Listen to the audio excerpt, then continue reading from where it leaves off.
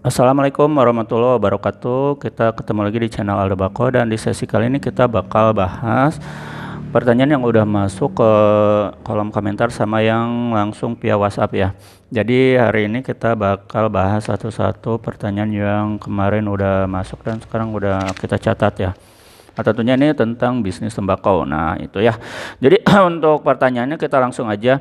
Jadi ini ada pertanyaan, Bang, kalau misalnya saya mau terjun ke bisnis tembakau, terus saya gak punya permodalannya, terus saya nanti ngambil permodalan ke pihak lain kayak ke tetangga atau misalkan ke temen atau misalnya ke bank, gimana rekomendasinya dari Abang? Nah, itu. Jadi pertanyaannya kita ulangi lagi. Jadi ini pertanyaannya menyangkut permodalan. Jadi bisa enggak atau misalnya rekomendasinya seperti apa kalau misalnya kita ngambil permodalan dari pihak ketiga. Misalnya kita karena memang kekurangan dana atau misalnya pengen di-up lagi modalnya, terus kita menggunakan dana dari permodalan dari pinjaman gitu, contohnya ke bank lah gitu kan. Nah, kita langsung aja jawab. Jadi untuk ini disclaimer dan ini opini saya. Jadi sebenarnya ini lebih ke apa pengalaman saya ya. Jadi kalau untuk teman-teman, tapi ini khusus buat teman-teman yang baru mau terjun ya. Artinya teman-teman yang masih benar-benar pemula dan mereka mau nekat ngambil permodalan dari pinjaman. Saya rekomendasikan jangan dulu. Jangan dulu berani-berani ngambil permodalan dari pinjaman apalagi ke bank.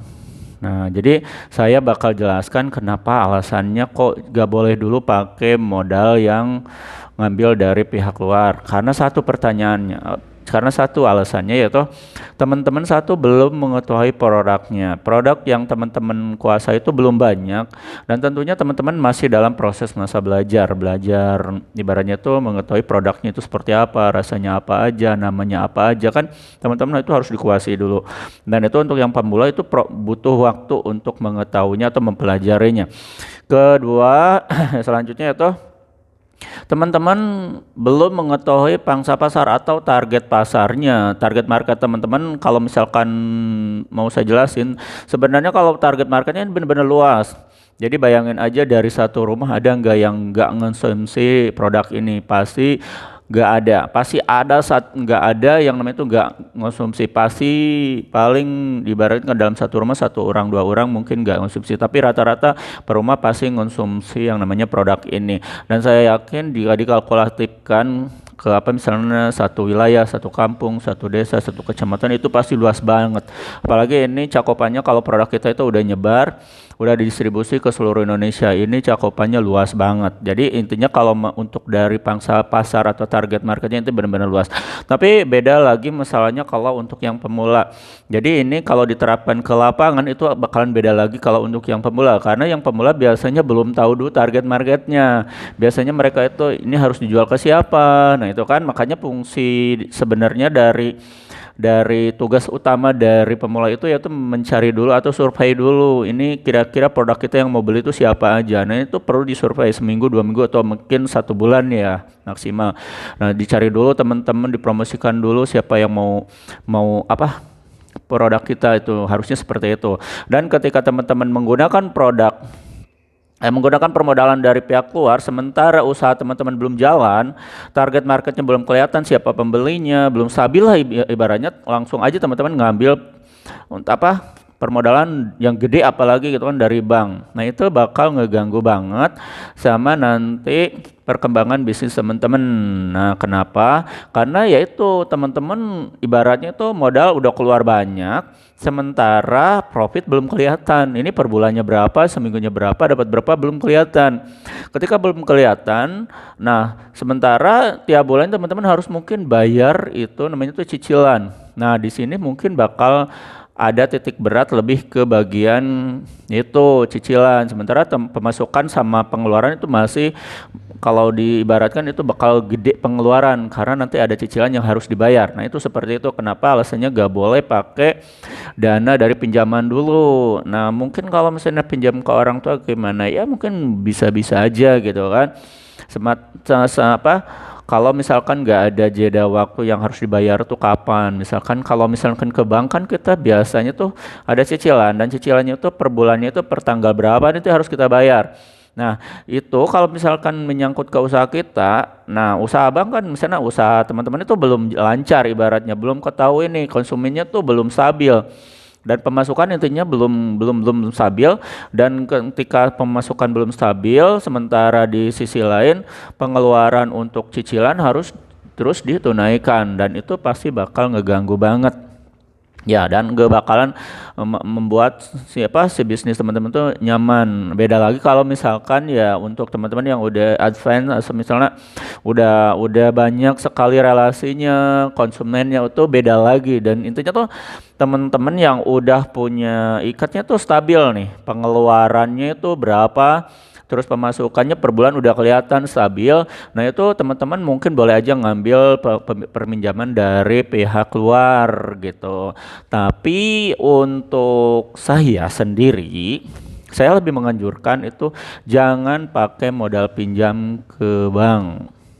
Karena satu ya kalau di sisi yang lain satu itu kedua juga diperbolehkan kalau misalnya teman-teman memang advance lah gitu misalnya udah terjun itu di dunia bisnis tembakau tuh udah lama gitu kan udah tahu lapangan lah mungkin udah kelihatan profitnya berapa per bulannya itu mungkin kalau diasumsikan 30 atau 20% untuk utang cicilan itu masih ke apa terbilang masih ada profit yang gede ya itu gak apa-apa tapi kalau misalkan sampai pemasukannya misalnya dapat pemasukan 100% tapi pengeluarannya sampai 60 atau 70% untuk cicilannya itu saya gak rekomendasi sekali gitu kan.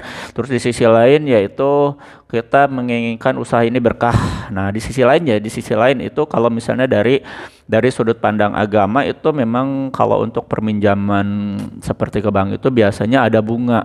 Dan ketika ada bunga itu biasanya kalau untuk di sisi agama itu ada namanya tuh riba. Nah, itu dan teman-teman yang mungkin ya untuk teman-teman yang muslim seperti saya gitu kan sangat gak dianjurkan sekali memakai dana riba karena kedepannya yaitu saya bukan mendoakan tapi biasanya karena memang itu dari ketentuan dari agama gak bisa ada toleransi udah segitu itunya kan peraturannya. Jadi kalau kita menggunakan apapun itu riba ya kedepannya pasti akan bermasalah. Itu kalau dari sudut pandang agama. Tapi kembali lagi ke yaitu keputusan teman-teman mau ambil atau enggak itu gimana teman-teman. Tapi kalau menurut saya tuh saya lebih baik jangan dulu mungkin jangan dulu apalagi kalau misalkan masih pemula itu jangan banget dulu pakai dana sampai pinjam-pinjam ke bank gak boleh karena ya tuh profit teman-teman intinya profit teman-teman belum kelihatan per bulannya berapa tiba-tiba harus ada cicilan setiap bulan harus terus dibayar. Nah itu bakal ngeberatin teman-teman sementara usaha teman-teman belum berjalan normal atau stabil itu gak boleh kalau menurut saya. Dan di sisi sudut pandang agama juga biasanya kalau peminjaman terhadap bank itu atau misalkan yang lain lah gitu kan yang ada bunganya itu bakalan karena adanya tuh hukum riba dan riba itu ya ibaratnya suatu saat ya akan berpengaruh buruk terhadap bisnisnya. Nah, itu kalau untuk menurut pandangan saya di sudut dua pandang itu kan. Jadi untuk teman-teman yang mau menggunakan jasa pinjaman silakan, mau enggak juga enggak apa-apa. Tapi rekomendasi dari saya itu jangan dulu ya. Dan namun di sisi lainnya tentu teman-teman bertanya gitu kan. Terus gimana kalau kita memang punya modalnya benar-benar kecil, gimana solusinya? Nah, untuk teman-teman yang saat ini mau terjun ternyata terus punya modalnya tuh kecil banget gitu kan. Saya kan udah kasih. Nah, ini tentunya penting nih buat pemula. Jadi untuk yang di Aldo Bako untuk mengatasi solusi dari teman-teman yang punya modalnya kecil banget terus belum berani ngeluarin modal yang gede karena memang tadi satu belum mengetahui target marketnya, belum survei, belum segala macam lah gitu kan. Intinya mau nyoba-nyoba dulu target pasarnya tuh kan. Nah, itu teman-teman saya rekomendasikan ngambil program paket usaha. Nah, itu buat teman-teman yang sekarang ini mau terjun terus gak berani ngeluarin modal gede dulu atau punya modal memang minim maksudnya bukan minum ya, minim. Teman-teman bisa menggunakan menggunakan paket program usaha paket 500.000 atau 1 juta. Nah, itu bisa teman-teman pakai. Dan untuk kelengkapannya apa aja paket 500.000 itu sudah saya bahas di video sebelumnya. Jadi teman-teman tinggal keluar dari video ini, nanti scroll ke bawah, nanti ada paket 500.000 sama 1 juta. Itu rekomendasi banget buat teman-teman yang mau belajar. Apalagi teman-teman kalau mau paket 500 itu memang targetnya itu untuk tes pasar. Jadi kemarin ada yang nanya juga, Bang, kalau misalkan saya pengen paket 500 itu saya hitung-hitung keuntungannya kecil banget. Memang kalau untuk paket 500 itu memang tujuannya bukan nyari profit, tapi untuk tes pasar. Nah, gitu kan. Karena memang untuk konsumen di Indonesia itu kita kalau promosi ya kita butuh itu namanya tuh medianya, produknya apa. Nah, dan di paket 500 itu teman-teman bisa mulai tes pasar di tempat teman-teman. Nah, itu ya solusi buat teman-teman yang saat ini punya modal minim, atau buat teman-teman yang pengen terjun tapi gak mau keluar modal gede dulu karena memang masih belajar, teman-teman bisa ngambil paket 500.000 atau 1 juta dulu. Dan untuk kelengkapannya kayak gimana, itu lengkap banget dari mulai apa namanya itu tembakonya, terus perlengkapan alat linting itu udah semua lengkap. Dan itu produknya itu siap jual dan siap pakai, jadi nggak usah diracik-racik lagi. Terus bagaimana keamanannya, itu produk semua udah aman karena kita legal. Legal itu artinya kita punya SOP, SIO, PAO segala macam, sampai surat izin edar, surat izin produksi kita punya. Makanya semua produknya itu memakai pita cukai, label pita cukai yang terbaru ya 2023. Nah, itu untuk teman-teman perlu ketahui. Jadi untuk teman-teman yang tadi bertanya masalah apa? Masalah flashback ke masalah pendanaan permodalan dari pinjaman itu boleh atau enggak relatif, yaitu saya udah kasih solusinya mau diambil atau enggak, tapi saya lebih rekomendasikan jangan dulu mengambil permodalan dari pinjaman ya, karena memang tadi bakal ngeganggu kelancaran bisnis atau keberkahan bisnis teman-teman, apalagi itu peminjamannya dari bank gitu kan, yang ada bunganya itu riba itu ya.